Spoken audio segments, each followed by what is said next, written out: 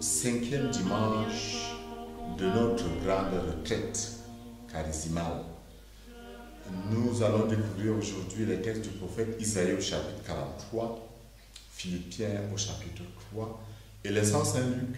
Nous allons lire Saint Jean au chapitre 8, un texte bien beau, manifestant une fois de plus la miséricorde du Père.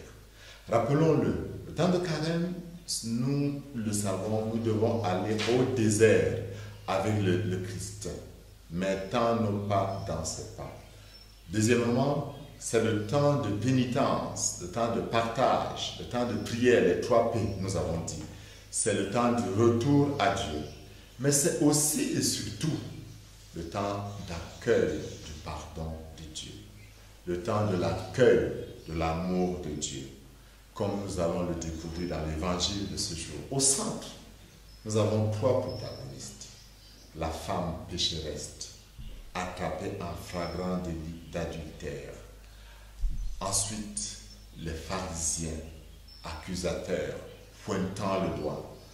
Et 3e protagoniste, le Christ. La révélation de l'image de l'amour du Père, de la miséricorde du Père. La femme est accusée. Selon la tradition juive, l'homme, est-ce qu'il a fui? Dans tous les cas, il n'est pas concerné par le jugement. C'est la femme qui est jugée.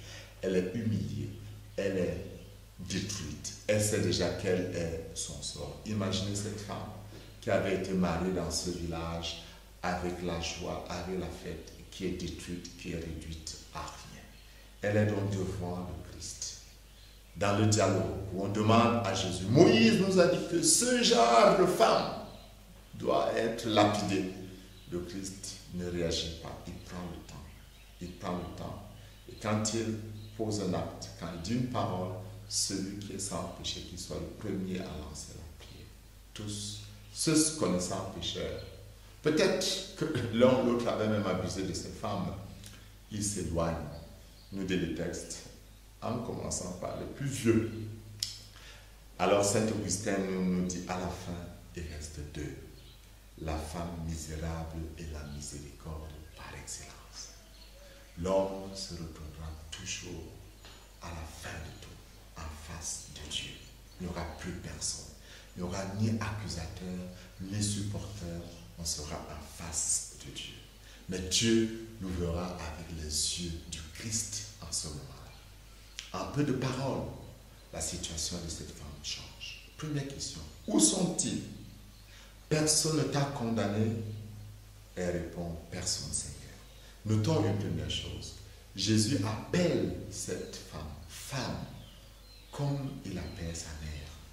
À la croix, à Cana, Jésus appelle Marie, femme. Jésus redonne à cette femme la beauté de la femme, la mère de l'univers. Il lui redonne sa féminité. Mais ce n'est pas tout. Il dit, moi non plus, je ne te condamne pas.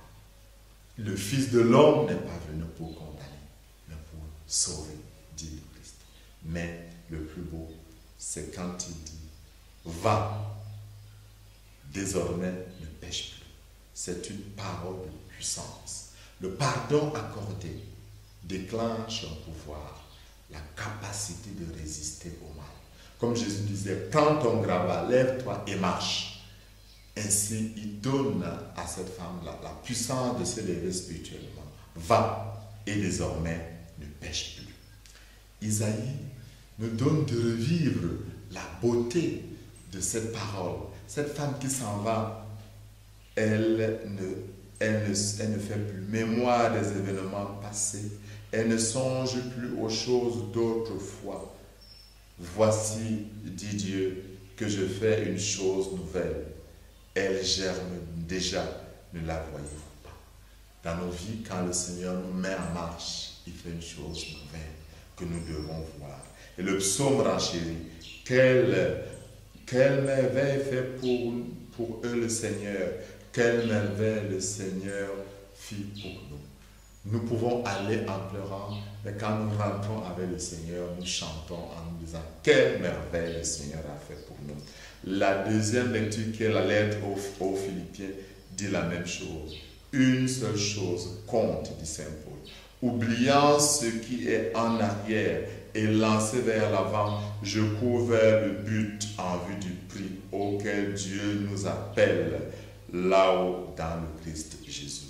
Saint Paul dit, je cours tout droit vers le but. J'oublie le passé, je m'en vais les yeux fixés sur le Christ, attiré par la splendeur, attiré par la lumière. Le carême n'est-il pas ce temps de l'espérance joyeuse également, où nous voulons oublier le passé, où nous voulons oublier ce qui nous faisait traîner dans la boue, où nous entendons Jésus nous dire, va, lève-toi, désormais ne pêche plus parce que moi je t'ai pardonné. Recevons, accueillons le pardon de Jésus en ce temps de carême, et spécifiquement en ce jour.